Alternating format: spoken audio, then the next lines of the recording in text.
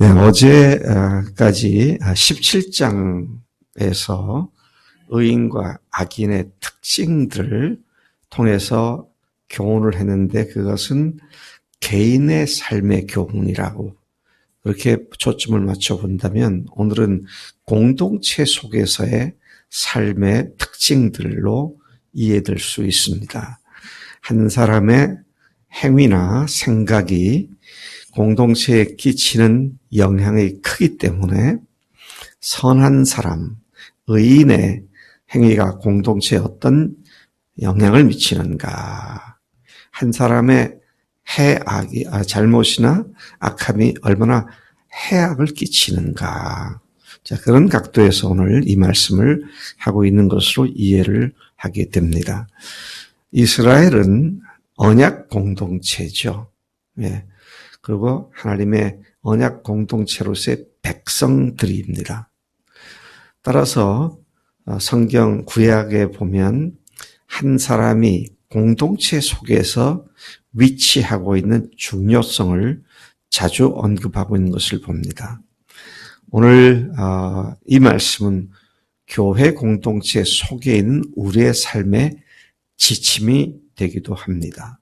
공동체에서 자신의 뜻대로만 행하려는 자는 공동체를 파괴하는 어리석은 자다. 개인의 이익에 눈이 어두워 불의를 행하는 자도 멸망하게 된다. 자, 이것이 9절까지 내용으로 본다면 12절까지는 그렇기 때문에 교만을 버리고 겸손히 하나님을 의지해라. 이게 오늘 말씀의 핵심이 됩니다. 그래서 여기 보면 공동체로부터의 분리, 자기 주장, 자기 고집, 지혜, 또 역시 언어 생활, 게으름, 하나님을 경외한다든지 겸손하게 교만하지 않고 겸손하게 되든지 이런 것들이 오늘 읽은 본문 말씀과 또 18장 전체에 나오는 중요한 주제인데 이것들이 공동체 속에서 어떤 영향을 미치느냐에 초점을 맞춘 것으로 이해를 합니다. 먼저 지혜와 미련에 대한 말씀을 다시 보면 1절, 2절과 12절이 지혜와 미련함을 말하고 있습니다. 1절 보니까 무리에게서 스스로 갈라지는 자는 자기 소욕을 따르는 자라 온갖 참 지혜를 배척하느니라. 2절도 미련한 자는 명철을 기뻐하지 아니하고 자기의 의사를 드러내기만 기뻐하느니라. 12절도 보면 사람의 마음의 교만은 멸망의 선봉이요 겸손은 존귀의 길잡이니라. 여기에 미련한 자의 첫 번째 특징은 공동체에서 스스로 갈라지는 것이다. 그렇게 말하고 있습니다. 자기 마음대로 이합 집산을 하기를 주저하지 않고 끼리끼리 모이기를 좋아하는 그런 모습도 여기에 해당되는 것이죠. 그렇게 하는 이유가 뭡니까? 그 이유는 미련한 자는 옳고 그름은 그다지 중요치 않습니다. 그리고 다만 자신의 소욕만이 중요하기 때문에 이런 짓을 한다. 그렇게 말씀을 합니다. 자기 소욕, 자기 욕심대로 행하기 때문에 모든 올바른 지혜를 배척하는 자다. 그렇게 말씀을 하죠. 자, 그렇게 하는 것에 대해서 우리가 좀 더 깊이 생각해 봐야 합니다. 자기 소욕대로 하면 어떻게 된다고요? 온갖 참 지혜를 거부하고 배척하는 것이다. 그런 미련한 사람은 분별력이 없어 자기 의사, 자기 생각만 고집하는 교만한 자이며 그걸 결국은 멸망이다.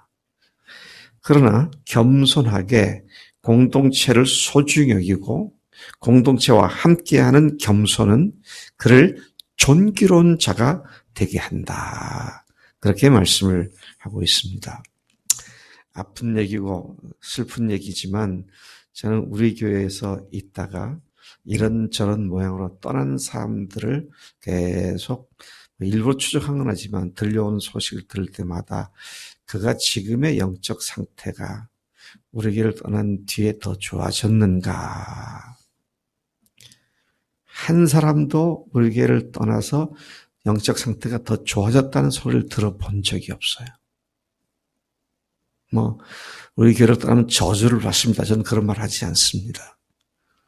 우리 교회에서 자기 생각과 다르니까 우리 교회가 떠났죠. 근데 그래가지고 그다음에 물질적으로나 사회적으로 이런 문제 아니고요. 영적으로 정말 주님께 철저히 복종하는 삶을 사는가. 그 귀한 시간들을 낭비하고 있지는 않는가. 그가 속한 공동체가 우리 공동체보다 더 사랑스럽고 귀한 공동체인가. 그렇지 않더라고요. 그런 것들을 보면 참 우리 교회가 세 가지 소명을 가지고 부르심을 받고 세워졌는데 거기로 더 가까이 나가기 위해서 가는 것이 아니라 거기서 그런 삶을 포기하려고 나가는 그런 모습이구나 하는 것을 제가 늘 보게 되는 것입니다. 부활하신 예수님을 하나님으로 그리고 주님으로 고백하고 모시고 살아가는 사람들로 구성된 교회는 우리 신앙이 자라고 성령의 열매를 맺게 하는 근본 자리이며 토양입니다.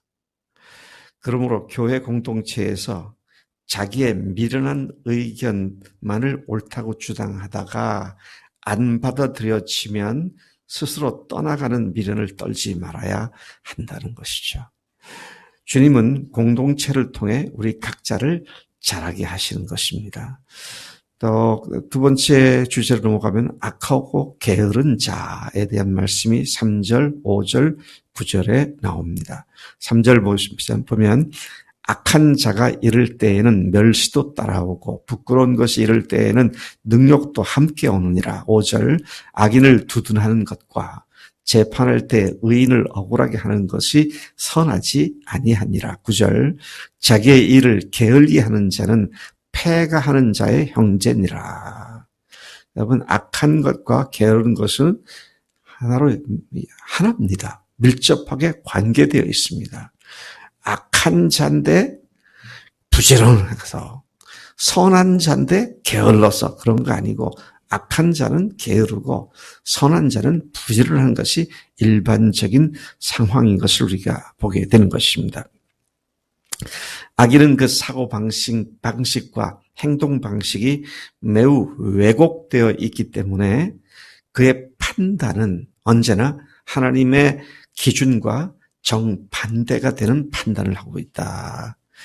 악인은 악을 행하는 자를 옳다고 옹호하며 의인에게는 억울한 재판을 한다. 제가 참 우리나라의 법을 하나님 악법을 만들지 않도록 기도합시다. 근데 의를 악이라고 말하고 악을 선이라고 말하는 가치가 완전히 전도되어진 그런 세상이 되는 나라가 돼서는 안 되겠다. 그것을 하나님이 미워하시는 것이고 하나님께서 싫어하시는 것인데 그런 이유가 되는 것이죠. 하나님을 무시하고 그렇게 행하는 자들에게 하나님은 멸시와 능욕을 당하게 하신다. 이렇게 악한 자는 게으름으로 자기 집을 망하게 한다. 자, 이런 내용이 악하고 게으른 자에 대한 교훈입니다. 또 언어 생활 또다시 나옵니다. 한 번도 빠짐없이 언어 생활에 대해서 나오는데요. 4절, 6절, 7절, 8절에 4절 보면 명철한 사람의 입의 말은 깊은 물과 같고 지혜의 샘은 솟구쳐 흐르는 내와 같으니라. 6절 미련한 자의 입술은 다툼을 일으키고 그의 입은 매를 자청하느니라. 7절 미련한 자의 입은 그의 멸망이 되고 그의 입술은 그의 영혼의 그물이 되느니라. 8절 남의 말하기를 좋아하는 자의 말은 별식과 같아서 뱃속 깊은 데로 내려가느니라. 자, 이 말씀들을 종합하면 이렇게 정리가 되죠. 명철한 사람의 말은 깊은 샘에서 솟구쳐 주변과 공동체를 적시는 시내 같은 것이 된다. 그러나 미련한 자는 말로 다툼을 일으키고 스스로 매를 청하여 멸망을 재촉하며 자신이 한 말로 그물에 걸리게 만든 것이다. 남에 대하여 말하는 것은 별식같이 그 마음을 즐겁게 하기 때문에 그들이 그렇게 한다. 야, 남말하는 게 재미있어요, 없어요? 네? 재미있잖아요. 그래서 그 짓 하잖아요. 남말하는 게 재미없으면 안 하지, 사람들은. 그냥 우리가 정신 차려야 합니다. 다른 사람 말 하지 않는 것이 그의 지혜로운 하나님의 의로운 자의 삶이 되는 거다. 그렇죠.